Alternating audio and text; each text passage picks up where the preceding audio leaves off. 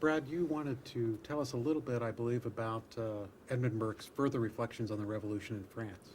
Which was the second tract that Burke had written about the French Revolution.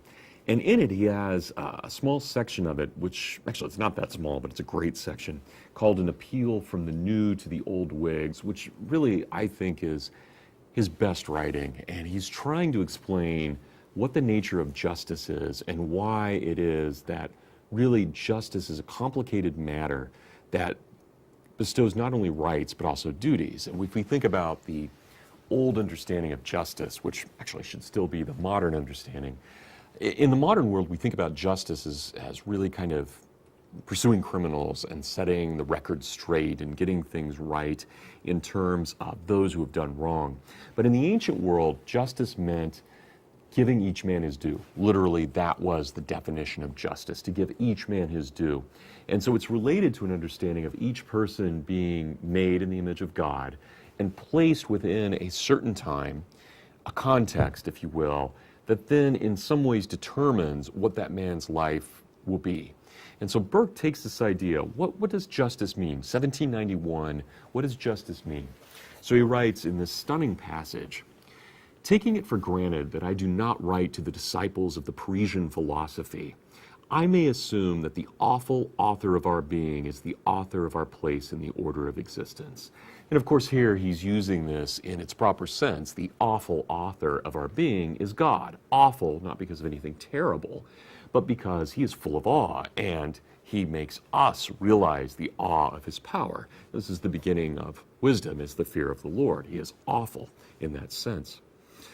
The awful author of our being is the author of our place in the order of existence, and that having disposed and marshaled us by a divine tactic, not according to our will, but according to his, he has in and by that disposition virtually subjected us to act the part which belongs to the place assigned to us. So each one of us in this world, of course, is born into a certain time and certain place. And this is what Burke says determines that order of justice. There's nothing we can do about this. And not one of us chose our parents, the religion into which we were born, the ethnicity, the language, none of these things. These have all been chosen for us in some very mysterious way. Just for a moment here, think about how complicated each human person is, the kinds of decisions we make at every single moment of our lives. Sometimes those decisions are based on whim, sometimes logic and rationality, sometimes emotion, anger, whatever it may be. There are millions of things we decide at every moment in our lives, the kinds of things we should write down, the kinds of things we should think about, the kinds of things we should ignore. And we are so immensely complicated.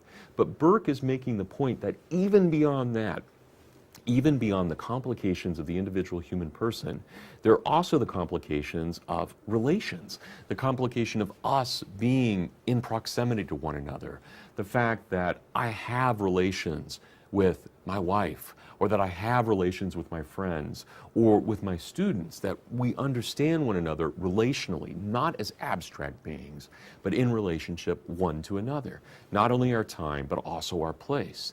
And so all of these things matter for Burke.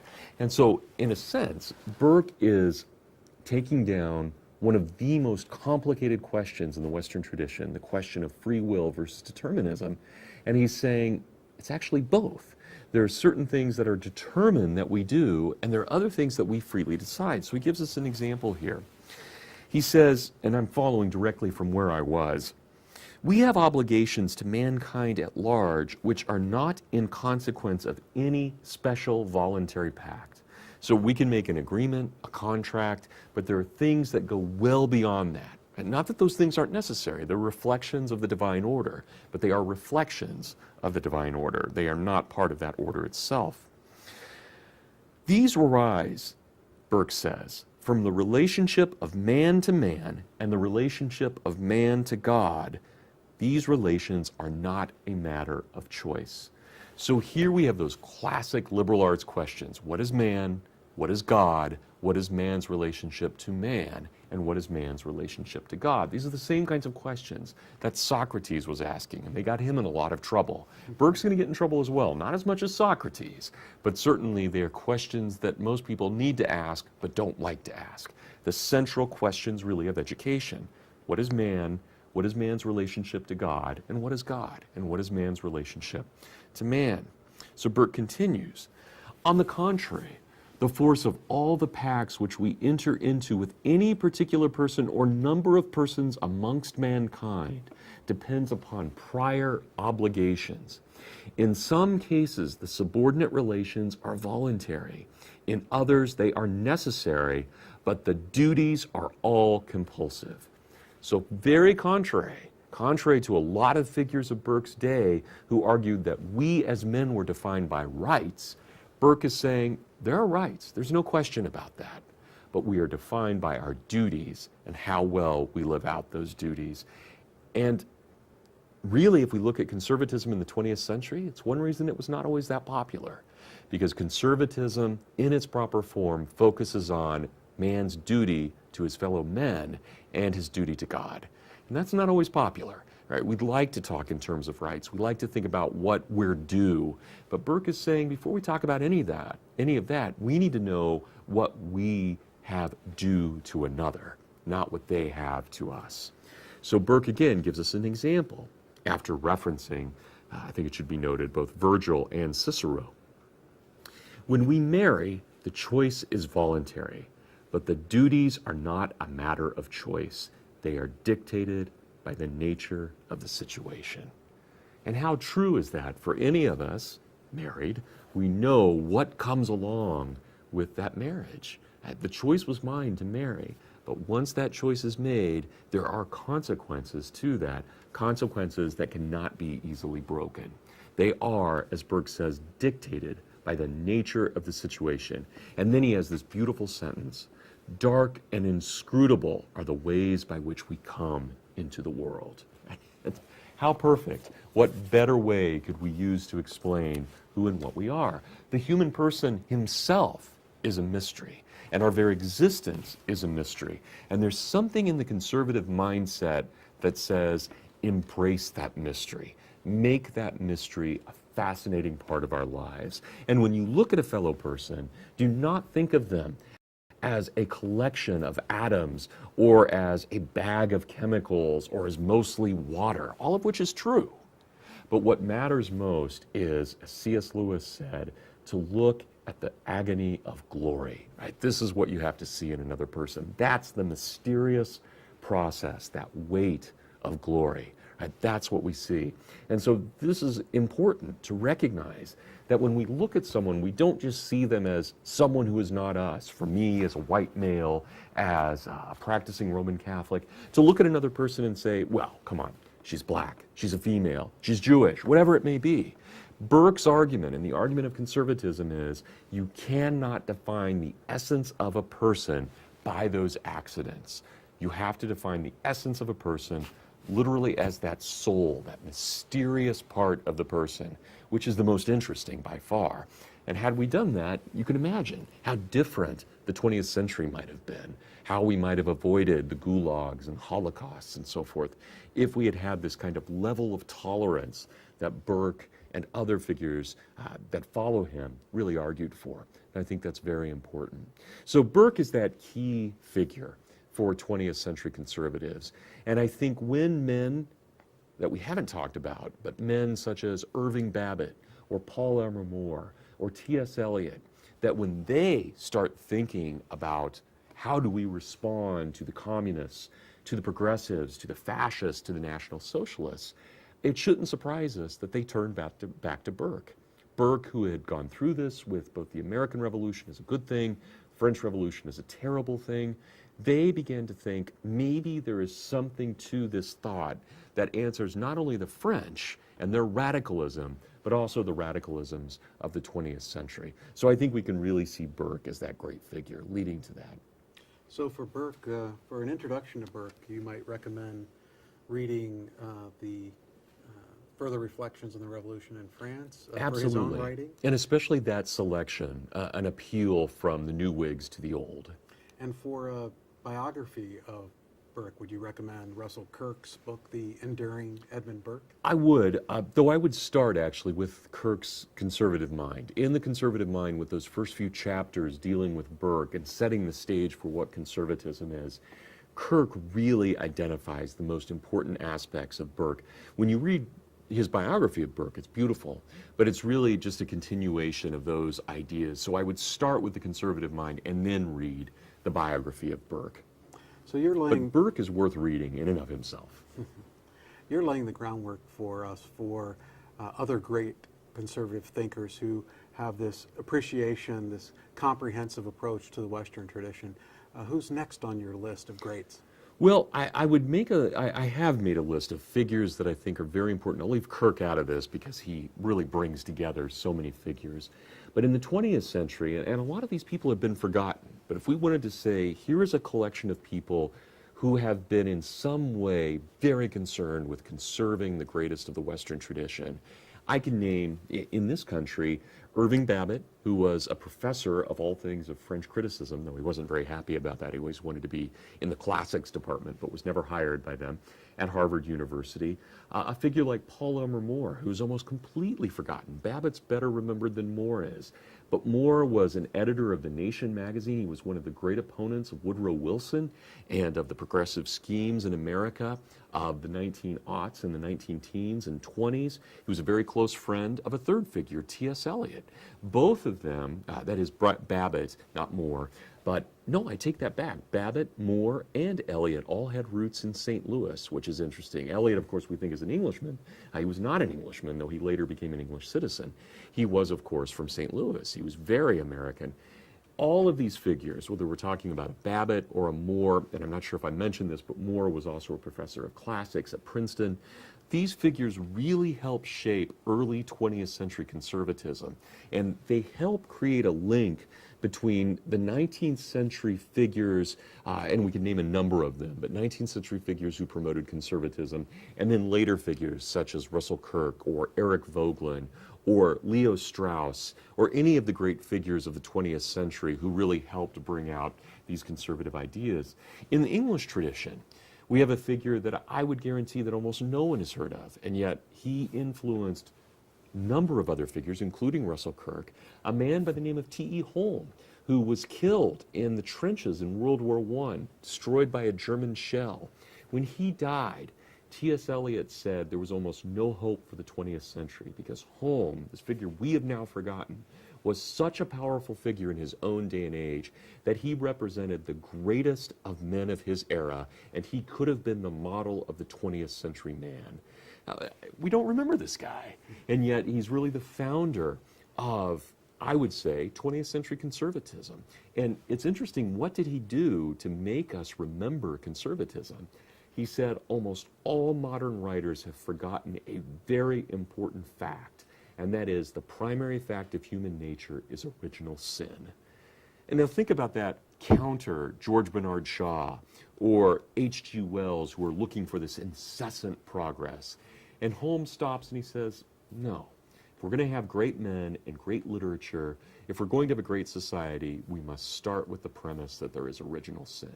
It's nothing profound. It's the oldest truth in Western civilization. And yet here it is, this man who not only proclaims this, but then dies for Western civilization in the trenches, at least as he saw it, dies for Western civilization in the trenches of World War I. Great figure, amazing figure. Again, Eliot says he never could have written his poetry or had his ideas without the influence of this man, T.E. Holm. Another great English figure who looks to Burke, but only in later life, did not know Burke as a younger man, but also agreed with his good friend T.S. Eliot that Holm was the great figure of conservatism of the 20th century, was an English historian by the name of Christopher Dawson, who would end his career here at Harvard in the last few years of his professional career. We could mention C.S. Lewis, who once said that Ireland's greatest man was Edmund Burke. Another figure there. His friend J.R.R. Tolkien, who was very Burkean in his own understanding of things. Another member of their group, the Inklings, Owen Barfield, an English figure, also heavily influenced by Burke. But then I think we would be remiss not mentioning a couple of figures, European figures, such as Romano Guardini, who was, despite his name, a German, not an Italian. His parents had immigrated to Germany when he was a young boy. Jacques Maritain, who was a great French thinker and Thomist, and ended up at Notre Dame and other American universities, and another figure by the name of Gilson, Etienne Gilson, who was a historian. These are all great figures, I think, who have been in many ways forgotten, but we do remember them in certain aspects. We remember them through the writings of several Catholic thinkers in the 1960s, one of whom is now Pope, Cardinal Ratzinger, who was deeply influenced by a number of these figures, including Dawson and Lewis. His teacher, Hans Urs von Balthasar, when von Balthasar died, this is the current Pope's teacher, von Balthasar. When von Balthasar died, he had the collected works of the Inklings next to his bedstand. So there are connections throughout all of these figures. Eric Voegelin was a huge influence on Benedict XVI. Benedict went and met him in 1958, was very taken with Voegelin's ideas of the idea of understanding symbols and myth. So these guys are all connected, one with another. Can we go back for a second to a figure Absolutely. that you just mentioned, J.R.R. Tolkien? Now, many people know him as the author of The Lord of the Rings. Perhaps they think of him as an author of fantasies or fiction. Which he was. Perhaps they think of him because in relation to the movies. Maybe they haven't read the books, but they've seen the movies, which were a huge cultural experience in the very recent past. And yet you're discussing him as an heir to Burke, as a figure of key importance in modern conservatism. He's a literary figure. Brad, he's not a political philosopher or a moral philosopher per se. He is a writer of fiction. Why is he a figure of conservatism in the Western tradition? Well, I will say this. I'll say a couple of things about this. I would guess that more American boys and girls get their moral philosophy from reading The Lord of the Rings as young nerds than they do from almost any other source. It has been a profound influence on now several generations of Americans, and not just Americans. It's more popular here than anywhere else, but certainly it's had a worldwide significance and effect. And I think it should be remembered that when Tolkien published The Lord of the Rings, he was an old man. This is a book he had been working on for most of his life. He was born in 1892. C.S. Lewis was born in 1898. These are very Victorian Edwardian men, both of whom served dutifully during World War I in the trenches, and then both of whom served at least as air wardens, air raid wardens during World War II. These were men who they described themselves as old Western men. They were going to defend the greatest of Western civilization.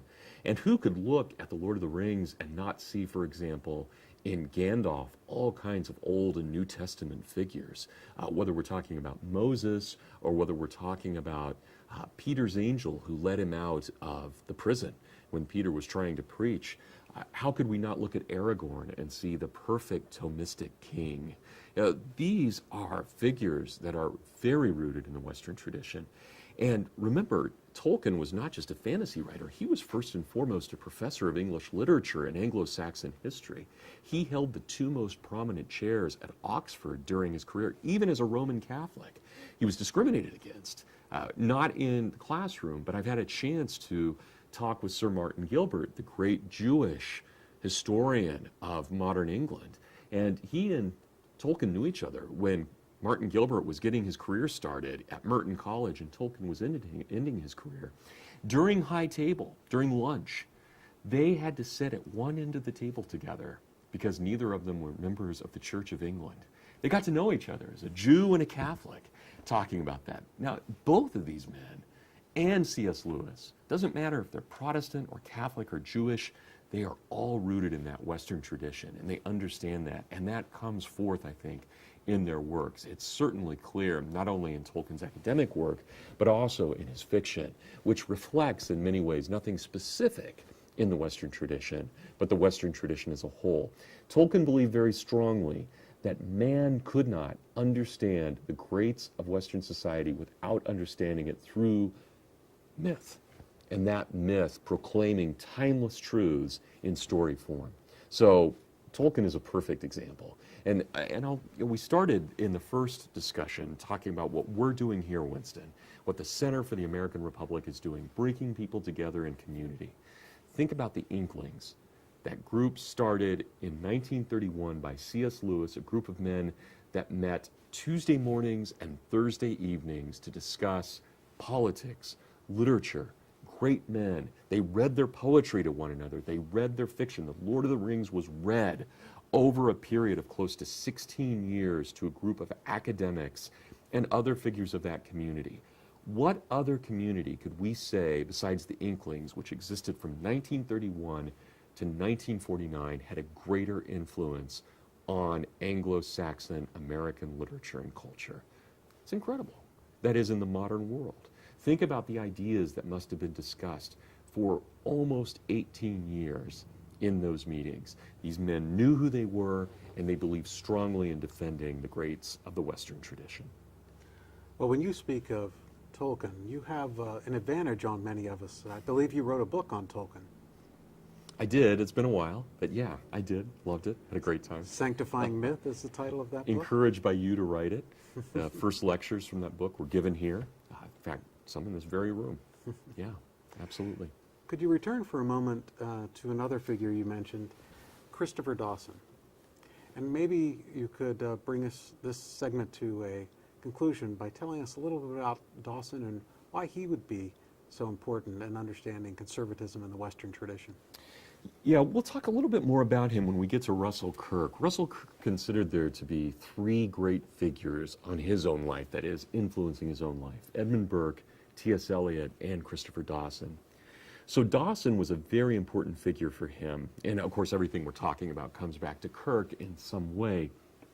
Dawson was born in a Welsh castle. He was old aristocracy, but aristocracy that had not really kept its money.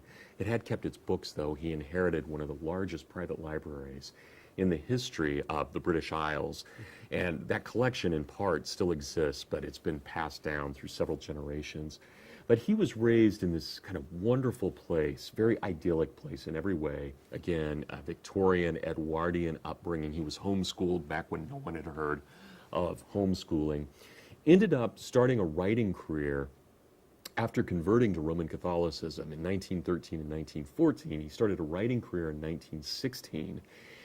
He is one of the most prolific authors of the 20th century, wrote book after book on every subject imaginable. He was considered to be one of the great historians of his day and age. Time magazine and Life magazine both proclaimed him to be one of the great figures of the 20th century, and he had a very significant influence on a number of people. One of T.S. Eliot's 4 quartets is based almost entirely on Christopher Dawson's work, and as I mentioned, he was a great influence not only on T.S. Eliot, but one I didn't mention, on C.S. Lewis as well, and they knew each other. He also knew Tolkien. They went to the same parish together and lived fairly close to one another. So this was kind of one of those guys who was the great intellectual behind the scenes. He wasn't a great speaker, though he had a very nice speaking voice, and I've heard one of his lectures that he gave here in Houston in 1960 at the University of St. Thomas. But a fascinating figure in almost every way. Really dedicated his life to promoting Western civilization. Thank you for telling about Thank you. Christopher Dawson, and thank you for telling us about the most important intellectual leaders of the ideas of conservatism in the Western tradition in the 20th century. I also recommend to our audience your book, Sanctifying the World, a biography of Christopher Dawson. And I thank you for being with us this afternoon.